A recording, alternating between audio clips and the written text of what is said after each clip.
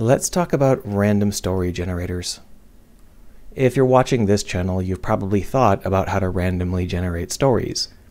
And, maybe you've created a prototype or played somebody else's prototype.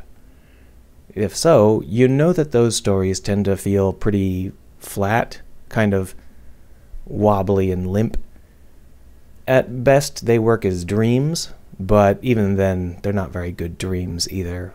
The whole experience ends up feeling pretty uninspiring. But there are games where random story elements are important and it works fine. So exactly what's the difference between the theory and the practice? Well, let's talk about it. Let's give an example of a game where this does work. We'll talk about the Banner Saga. The Banner Saga is an IP where you take control of a group of refugees and you guide them across a hilariously hostile world, and you try and keep them alive. Now, as you move through this world, the Banner Saga games will just dump random events on you, and when you choose A or B, they'll do something random in response to what you do. It is completely arbitrary and random. But it works. And the reason it works is because those events are not driving the story. They're merely part of the story. As you move through the game world having events, you eventually reach some kind of scripted plot event, which goes in a specific way, and after that the random events are relative to that new context. And then there's another scripted plot event, and new random events that fit into this particular part of the chain, and then there's another one. The bones of the story are hard-coded. This is really important. When you generate a story on the fly, including the bones, you end up with a very floppy story because the bones don't connect, the bones don't work. But if you know the story you're trying to tell and you create the bones ahead of time, then your randomized events can be the flesh on those bones. And that's exactly what we're seeing here in the Banner Saga. This holds true in a wide variety of games. For example, let's go talk about Skyrim. Now, Skyrim doesn't have any random story generation internally. It doesn't try to tell you random stories. But it's such a large and convoluted game that it feels random from the player's perspective. So what happens in Skyrim? Well, generally, you start and you decide you're going to play a specific kind of hero today. I'm going to be a swordsman. No, I mean a wizard. No, I mean an alchemist. No, I mean, I don't know, a demon lord, whatever. Whatever you decide you're going to be today, you go out into the world and you try and be that particular character. Aside from the tutorial, the world is a wide open, unstructured environment, right? So you can have whatever adventures you want as part of the big draw of Skyrim. But that's a lie. The game is actually extremely structured. The bones that we saw in Banner Saga are also in Skyrim, but instead of one chain, it's a million smaller chains. For example, if you join a guild in Skyrim, there is a very specific story sequence as you work your way up the guild. This is a structure of bones. Exactly what you do in any given part of the chain might be a little bit different from playthrough to playthrough, but the basics here are just completely concrete. Now, this chain is a lot shorter and more straightforward than, say, the entirety of a Banner Saga game, but that's the point. It's just one thread of your many threads that you weave together to form the tapestry of your character. But there are also other structures. For example, if this is the Skyrim map, you start down here. So everything around you is scripted as if you are going to be a low-level beginner. All the conversations you have sort of assume that you're a new person with no experience. The mages hold up here, well, this is more like an experienced place that experienced adventurers will go. If you start down here and you immediately hoof it straight to the Mage Guild, you'll start to notice right away that this place doesn't seem like it's built for a novice adventure. This is clearly a place for an experienced adventurer, because that's the way the map is structured. The things near where you start are aimed at novices, and the things further away are aimed at experienced characters. The game will also have a number of mechanical ways to force a particular pattern of storytelling. levels and experience. You start at a low level as a very weak character, and then you gain levels and get stronger and stronger and stronger and stronger, right? And that's true of the enemies as well. Wherever you go, the enemies scale to your level so that you always feel like you're having the proper experience for your story at your particular moment. You can argue that's not the best structure, I won't disagree, but it is a structure that works. It's built specifically to give this particular arc of a character adventure. There are a huge number of mechanical ways that these games try to create a specific arc for you.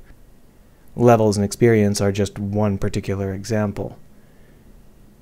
But the point here is there are a lot of ways that Skyrim is structured to have bones on it. When you go through the game, you have 100 different little experiences, but all of those experiences are attached to these carefully constructed bones that have very specific arcs and very specific experiences. So, your specific playthrough will be whatever you want it to be, but you're weaving together these bones. So you're always going to have a compelling experience because you're always going to be moving according to a good idea, a good storytelling impulse. This is the kind of story that works. It's got a structure. Well, let's talk about base building games. Modern base building games are all about randomized stories.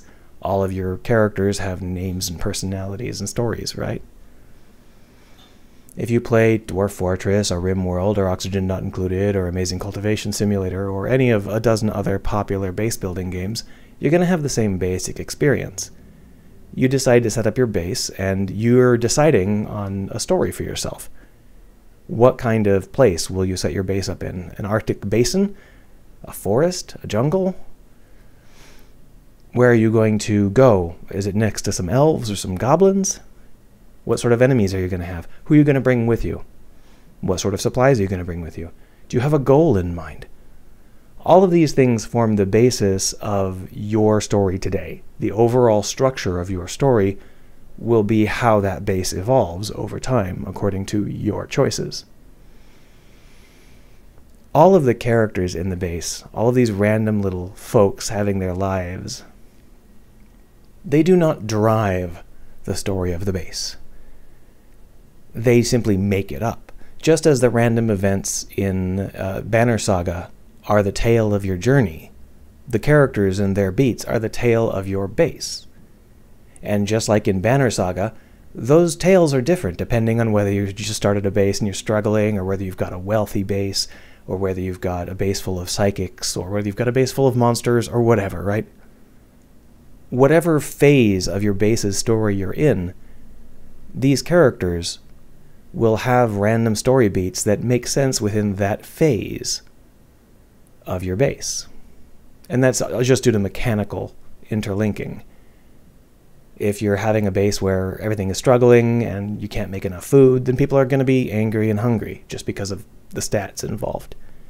And if you filled your base up with monsters, people are going to be scared because of the stats involved. These people and their stories reflect the arc of your base. They reflect the story of your base at the present moment. The same is true of the base-wide events, such as sicknesses or earthquakes or endless hordes of enemies that come out of nowhere and have no reason to exist and wouldn't want to kill your base if they had any sense and just don't make any sense at all. But this endless pile of monsters that happens in every base building game is also a way to structure the base building game. When you're a small base, you get very few monsters, and as you get larger and larger and larger, your enemies get more and more numerous. In Dwarf Fortress, this is also reflected in the immigrant waves, where you'll get more and more random people the more prosperous your base becomes. These are mechanical ways to structure the arc of your base's story.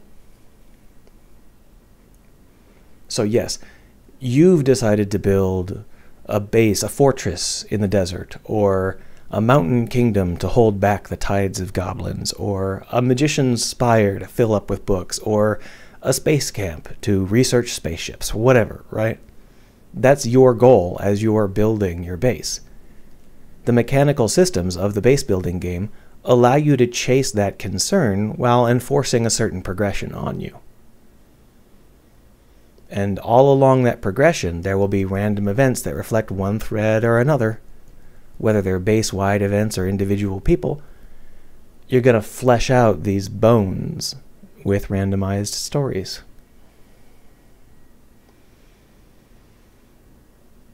Let's give another example, a made-up example. You've decided that you are going to make a Star Wars game, and you've come up with the $80 million to buy the license off of Disney. 80 million probably wouldn't be enough, but you get the idea. It's a Star Wars example. So obviously the main character is going to be a Jedi. When you talk about randomly generating Star Wars stories, you might think about things like, oh, well, we can choose factions like the Hutts or the Ewoks, and we can put together story beats, the Hutts attack the Ewok homeworld, whatever, right? Randomly connecting things. But that's not the place you start. You start with the arc of this character. What sort of arc or arcs would a story about a Jedi have? Well, good news, we have plenty of examples. Most of the time, the Jedi are involved in trying to resist falling to the dark side. So obviously, a very typical arc would be one where they struggle with the dark side, they fall to the dark side, and then they start to redeem themselves. How far they fall to the dark side will depend on, how dark you want to go and what the particular player is interested in. But the point is, there's a little bit of suffering there. There's a little bit of self-doubt, and that is a big part of the story. Now, the random events when you're, a Padawan just learning how to swing your blade, those are going to be one kind of random events. The random events when you're out in the world being a Jedi and starting to doubt your teachings, those are another kind of event. Your path downward as you're turning to the dark side, that's another kind of event. So in each of these parts of the chain, your randomized events have to be a little bit different to reflect that you're in that part of the story. Now, if you really wanted to try, you could break this up into sub-chains like Skyrim does. But you still have to be careful because the Jedi's arc is very specific. So in Skyrim, you could go and be a knight for a little while, then you can go and be a wizard for a little while, and then you can go and hunt dragons for a little while. But a Jedi's story is more self-contained, and it's all about how close they are to falling. So you have to keep that in mind across all of your threads, and you have to understand where they are in their personal story. Still, this kind of structure is much more approachable than, how do I generate random stories just out of nothing? Well, the answer is you don't generate them out of nothing. You build the bones, and then you figure out where the flesh goes. At least, that's my opinion. Let me know what you think.